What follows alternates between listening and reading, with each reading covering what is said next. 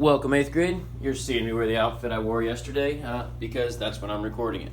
Today we talk about solving equations by adding or subtracting, inverse operations.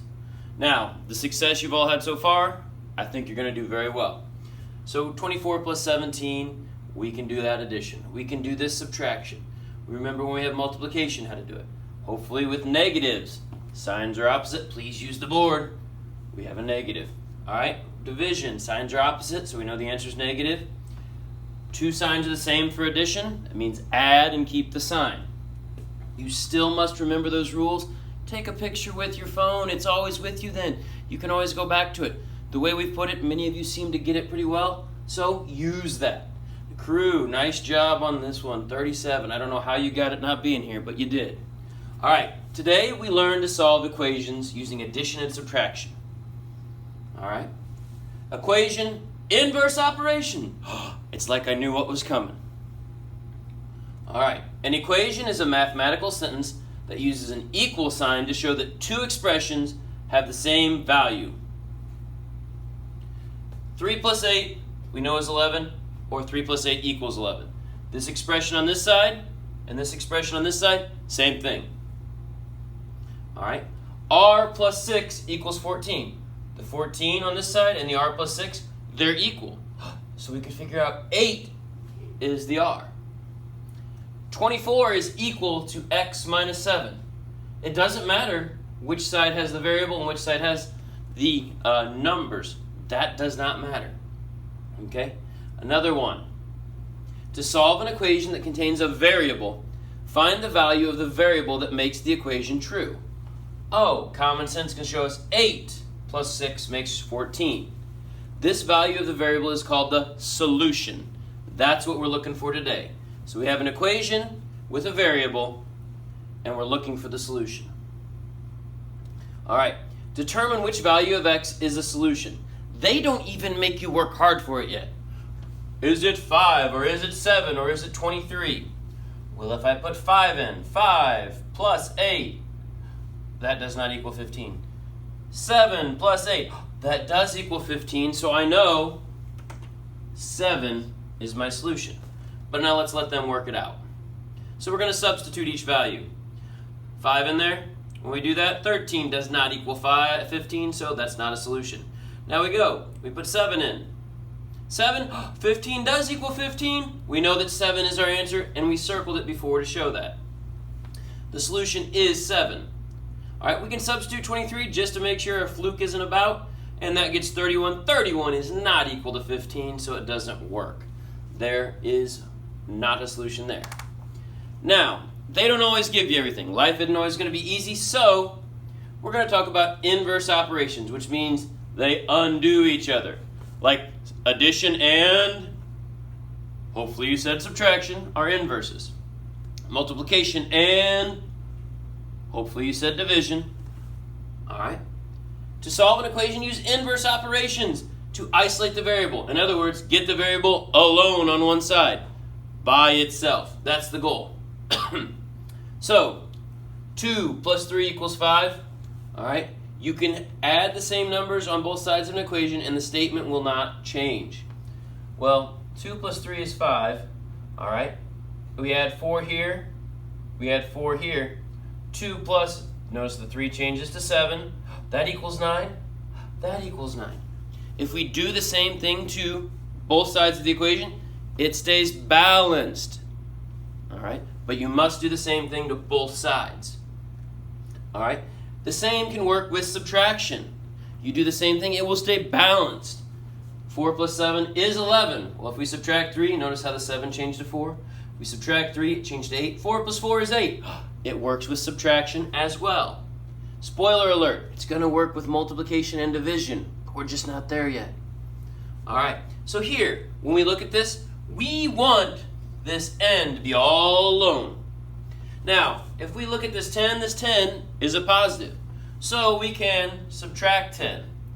10 minus 10, it's gone. I'm left with n. Whoops. I'm left with n. But if I did something to one side, I have to do the exact same thing to the other side. Minus 10 and we get 8 as our answer. 10 plus 8, that does equal 18. We used inverse operations. The 10 was positive, therefore we subtracted from it. And they're going to show you that with their work right now. Subtract 10. Subtract 10. That 0 is there. If a 0 is there, we really don't need it because of identity property. All right, so n equals 8. We'll check it by putting it back in. 10 plus 8 does equal 18. I'm a little ahead. And we're good to go. Over here, p minus 8. We're subtracting 8. So that 8 is technically, in my mind, negative if I look at it. So, hopefully you realize I can add. We add 8. If we do it to one side, we must do it to the other side, so we add 8.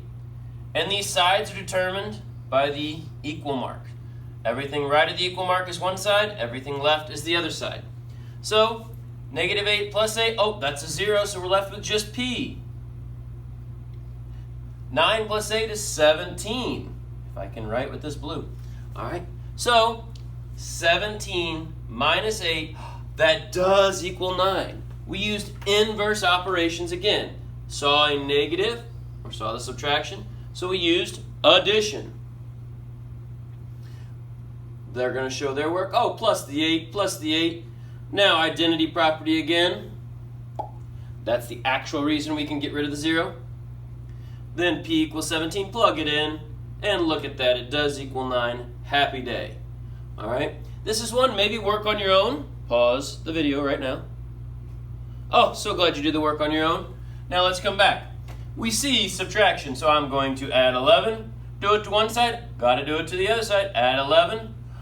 Oh, those are gone, so left with just y. This is 33. Sorry for the horrible writing here. All right, y equals 33. 33 minus 11, that does equal 22. I see it in my mind. We used inverse operations. All right, let me erase this, and then let's show you what they did. All right, 22, they add the 11 because of the inverse operations to get rid of that negative. Identity property says goodbye, 0. And we get 33, we put it in. 33 minus 11 is 22. Everything checks out and is good and dandy. Now, if it was that easy, oh, we'd be all done. But we're going to go through a word problem or two. This is probably going to be your most difficult part, setting up the equation. But you guys can get through it. I know how smart you are. And this is where, although you can't group together, you can talk together in those groups that are around you. All right? So, ladies and gentlemen, we look up here. Jan and Alex are arguing over who gets to play a board game. If Jan, on the right, pulls with a force of 14 newtons, what force is Alex exerting on the game if the net force is 3 newtons? Okay. So they're pulling each way. She's putting 14 newtons of pull. We don't know how many he's putting in, but with him putting it in, there's 3 newtons of force that are exerted. So one of them is pulling 3 harder than the other. So let's set up an equation for that. Force is measured by newtons. A little science lesson. The number of newtons tells the size of the force, and the sign tells the direction. Positive is to the right, and negative is to the left. It is positive. So we know Jan is pulling more. Okay? So that was an understanding of the problem we needed to have. So Jan on the right pulls with force of 14. And it's positive, so we know she's pulling with more. The net force is 3, positive 3. So the net force equals Jan's force plus Alex's force. Alex is pulling to the left, so he's going to have a negative force. So let's see how that comes out. 3 equals the force plus Jan's force. Okay, so when we do this, now that we've got the problem, I think you guys are pretty good at this. We're going to subtract 14. We're going to subtract 14. This is where signs are different, so we subtract and keep the sign of the bigger number when we look at just the numbers. So 14 minus 3 is 11. 14, if I look at just the numbers, or the absolute value, is bigger than 3. And since it's got the negative sign, it stays negative. Steve's force is negative 11. Since he was pulling to the left, it's negative. And it's 11 because, oh, remember we gained 3. So we can do the work there and we can solve it. Setting up the equation is probably the hardest part. And that's where I want you to bounce ideas off one another. Make sure Mrs. Leifer knows this first, but she'll see the video as well. Look back, we can use a number line. She going 14 that way. He's going 11 this way. That means we're at 3. There's the number line example to help you get it in your mind. Frankie and Carol are playing a tug-of-war game using a rope. If Frankie on the right, so he's going to have the positive force, pulls with a force of 7 newtons, what force is Carol exerting on the game if the net force is 4? All right, so we have all these things. Frankie on the right, his is positive. Carol on the left, hers is going to be negative. So net force equals Frankie's force plus Carol's force. We know Frankie's, we don't know Carol's. And we know the overall net force. So let's put those in. 4 equals F plus 7. Hopefully by now you can see. Subtract 7. Subtract 7. F, or force, equals, okay, signs are different. 7 minus 4 is 3. So signs are different, I subtract.